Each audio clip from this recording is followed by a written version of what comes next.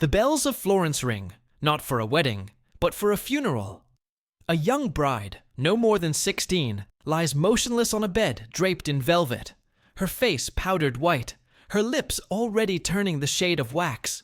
Just hours earlier, she had been paraded through the streets, jewels glittering, family honor on full display. She was meant to walk into a new household, to carry her dowry like a weapon, and her womb like an inheritance machine. Instead, she is carried out in a coffin before her wedding night ever begins. This is not the Renaissance of textbooks, of Botticelli paintings, marble statues, and love sonnets. This is unfiltered history in incognito mode. It's the story of brides who never saw their wedding nights because death, sudden and suspicious, claimed them before they crossed the threshold. Why did this happen? Because marriage in Renaissance Italy was never really about love. It was about survival for families, dynasties, and fortunes.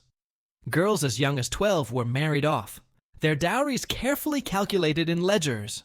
A wealthy dowry could buy influence, military alliances, or political security. But if a union no longer suited a family's interests, if the political winds shifted, if debts couldn't be paid, if rivals needed to be crushed, the most efficient solution was sometimes chillingly simple. Remove the bride.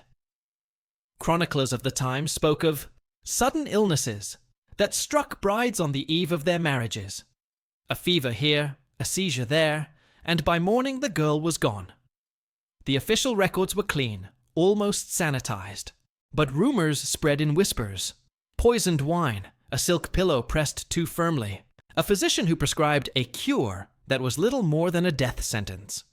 Mainstream fact, Renaissance Italy was notorious for its poison culture. The courts of Florence, Ferrara, and Rome became infamous for subtle killings with arsenic, often called inheritance powder. Families who could commission masterpieces from artists could just as easily commission assassins with apothecaries. Here owes the almost absurd tidbit. Some doctors swore these brides died of excessive melancholy or womb suffocation. Wait. Yes, that was an actual diagnosis. Imagine your daughter keeling over, and the family physician gravely announcing her uterus simply wandered too far.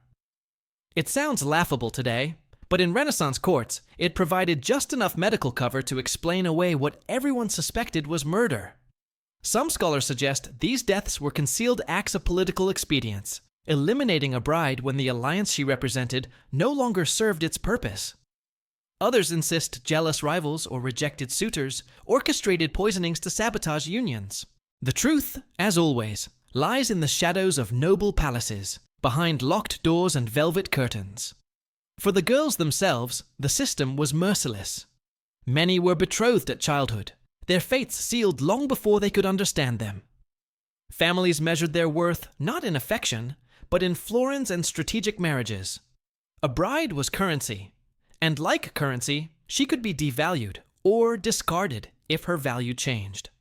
Imagine being that young bride, dressed in silk, knowing the weight of your dowry had been debated like cattle at market. You arrive at the groom's house, every eye on you, every whisper calculating what you represent. But you also know, because everyone knows, that brides sometimes never survive the passage. That a cough, a drink, a glance from the wrong person could end everything before it even begins. It wasn't just noble families. Even wealthy merchants in cities like Venice or Florence saw daughters as financial instruments. Marriage contracts were notarized like business deals, often including clauses about inheritance, property, and debt forgiveness. A dead bride before consummation could mean her dowry stayed in her family's hands, or conveniently shifted elsewhere. Death, in some cases, was an accounting strategy, and yet the public facade was always the same: mourning gowns, processions, and prayers. Officially, she died of a mysterious fever. Unofficially, she died because her existence no longer balanced the books. The irony is suffocating. Renaissance Italy, a society that painted the Virgin Mary in endless beauty, also engineered a system where its real women, daughters and brides, were disposable. Their deaths weren't tragedies. They were policies, quietly tolerated because they served dynastic logic. So when you picture Renaissance weddings with silk gowns and banquet halls, remember the velvet coffins that followed too often. The marriage bed became a deathbed, and the bells rang not for joy, but for silence. The ledgers of Renaissance Italy told more truth than the love poems. A daughter's worth was written in numbers, not verses. Her dowry, land, coin, silks, jewels, was an economic weapon. A wealthy dowry could bind two families together, patch debts, secure military backing, or elevate a house into new ranks of nobility. But the system had a sharp edge. If the alliance no longer made sense, if debts became unpayable, if the marriage threatened more than it promised, the easiest way to cancel the contract wasn't by renegotiation, it was by removing the bride. This isn't the soft focus Renaissance painted in art museums. This is the darker arithmetic, the incognito history where family politics turned girls into bargaining chips, and when necessary, into corpses. Mainstream fact: dowries consumed a shocking portion of family wealth. In Florence, it was common for noble and merchant households alike to go bankrupt trying to marry off their daughters. Fathers mortgaged estates, sold businesses, and borrowed heavily to secure advantageous matches. If that bride died before the marriage was consummated, the dowry terms often required funds to revert, or could be withheld altogether. Death wasn't just tragedy. It was profit. And here's the unsettlingly absurd tidbit. Apothecaries in Italian cities sold arsenic so casually, it earned a nickname: polvere di successione, inheritance powder. Families whispered that a pinch in wine could solve debts faster than any notary. It's no wonder so many brides caught fevers in houses where debts were mounting. Some scholars suggest the sudden deaths of brides were camouflaged under medicine. Doctors might announce tertian fever, strangulation of the womb, or the ever-flexible malignant vapors. Others believe poisoning was so common it barely needed explanation. The truth remains murky, but the pattern is undeniable. Too many brides gone too soon, their deaths curiously convenient for the men negotiating their futures. Take the Este court in Ferrara. Chroniclers whispered that rival families feared the marriages of young Este daughters, whose dowries could shift alliances across northern Italy. Several brides never made it past their betrothal feasts, collapsing from fevers that no one dared investigate. In Florence, Medici brides became pawns in endless family feuds, their lives cut short when political winds turned. Imagine the atmosphere: a banquet table groaning with food, goblets of wine raised, musicians playing, and suddenly the bride falters. Servants rush, courtiers gasp, the physician leans in with solemn gravitas. Hours later, the bells toll. The marriage contract dissolves. The dowry reverts. And no one asks questions because everyone already knows the answer. Some scholars insist many of these deaths were simply the brutal reality of pre-modern medicine. Childbirth, fevers, and infections struck young women hard. Others argue the frequency, timing, and political convenience point to something darker: deliberate elimination. The truth likely sits in that blurred space between disease and poison, where opportunists hid their crimes behind fragile bodies. For the girls themselves, there was no escape. Families guarded them fiercely, not out of affection, but investment. A daughter's virginity was treated like state property, her body the foundation of contracts. Once betrothed, she belonged less to herself than to the alliance she embodied. If that alliance threatened to collapse, her body became expendable. The cruelty reached absurd levels. Some families reportedly injured or killed daughters rather than let them marry down, preferring disgrace to the dilution of bloodlines. Others quietly arranged disappearances, shipping inconvenient daughters to convents where vows of silence were easier than marriage negotiations. But convent walls weren't always safer. Records show sudden deaths among nuns too, particularly those whose dowries had political strings attached. Poison respected no cloister. Picture again a young bride, her gown stitched with pearls, her hands trembling not from love, but from dread. She drinks from a goblet handed to her by a servant. Minutes later, she's pale, sweating, gasping. The room fills with whispers. The dowry was too high. The alliance was dangerous. Her family couldn't pay. The tragedy isn't private. It's arithmetic, carried out in public silence. And yet the facade never cracked.